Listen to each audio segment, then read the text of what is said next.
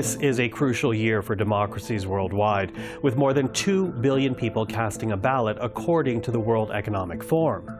Election watchers are tracking how artificial intelligence, commonly referred to as AI, is being used in political campaigns to influence voters. While AI-generated photographs and videos are easier to detect, audio and text are far more difficult, and all have been used in several election campaigns this year. So how might AI impact an election? An example might be the way political parties use algorithms and predictors to decide or to determine who they think is more likely to vote. And so one of the things we know that around political mobilization is that people are more likely to focus on those areas where they think people are more likely to vote. Campaigns are going to put more attention and resources in those physical locations or those communities where the pool of voters is more likely to actually go out and vote. That itself can be reflective of bias, and if you input those kinds of assumptions into those programs, then parties are going to be more likely to prefer certain communities to try to persuade them to vote and pay less attention to other communities. So it would be another example of where bias around assumptions that are built into computer programs can make a difference for our democracy. The tools for creating deepfakes are certainly getting more sophisticated. And we are certainly on the cusp of easily accessible technologies for fake video creation, for example, that 5 years ago would have seemed out of the realm of possibility. But it doesn't take highly sophisticated fake content to have an impact on us. It can be slightly manipulated content, it can be content that's true but highly biased in a way that torques reality, right? So there are all sorts of layers of this problem that we have to see as a whole, I think, not just this highly sophisticated deepfake technology. They undercut the kind of core basis on which we can disagree, that kind of factual reality on which we can then have democratic disagreements. So that's like one way it happens, one way it affects democracy. Another way, though, is a little more subtle, which is how does it artificially influence our views in ways that aren't always knowable by us, that aren't often counteractable, because we don't even really know it's happening. So when we open our feed, again, to talk about like the way technology mediates some of this stuff, if we open our feed and there is content that is just subtly nudging us in one direction or another, or slightly changing our views on a topic. That's a very difficult thing for us as sort of a human actor with agency looking at this piece of content to decipher if that's happening or not, because it's been designed by tens of thousands of data points about our lives with a very sophisticated AI that knows how to shape behavior or has learned what influences our behavior over time.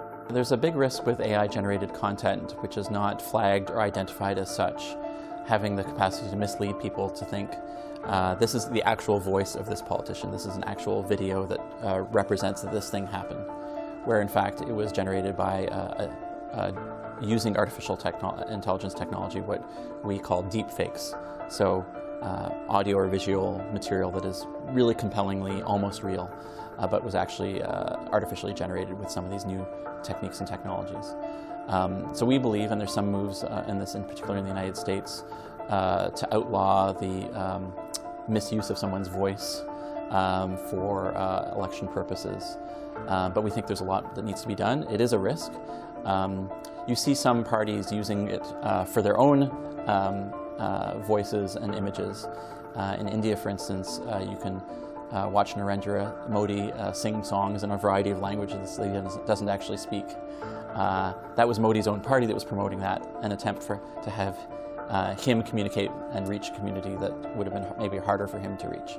So there are ways that parties and political actors are using this to promote, and that's perhaps a more positive thing, where it's used to tear down or to distort the truth of what someone actually represents, especially using it to tear down your opponent, is deeply concerning, and we think a lot of guardrails need to be put in place. The social media platforms are starting to act on this. This these AI-generated images or text or video start with an AI tool, but then get spread through social media platforms. And so the social media platforms are starting to realize that they are going to need to flag content that is AI-generated as such. So, in many ways, at the baseline, some degree of accepted reality is required for a democratic society. So just at the highest level, we all need to agree on some sort of basic framework through which we are going to participate as citizens in a democracy. That basic framework has been challenged in several elections held in the first 7 months of this year. AI-generated content has been used against President Biden in a series of robocalls using a simulated voice of the president, telling voters not to vote in the New Hampshire primary. In South Korea, a deep-fake video of the president went viral, showing the president admitting to corruption ahead of elections in that country. In Ireland, AI-generated pornographic content was used in an attempt to discredit politicians.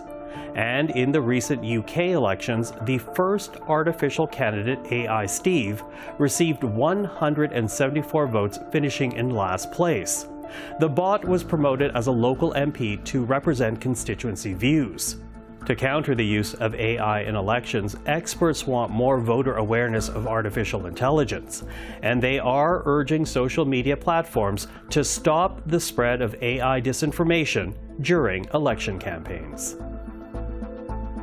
Watch and read more about disinformation, cyberbullying, and online harms at cpac.ca/disinformation-and-democracy. Regardez cette émission et lisez davantage sur la désinformation, la cyberintimidation et les méfaits en ligne à cpac.ca/désinformation-et-démocratie.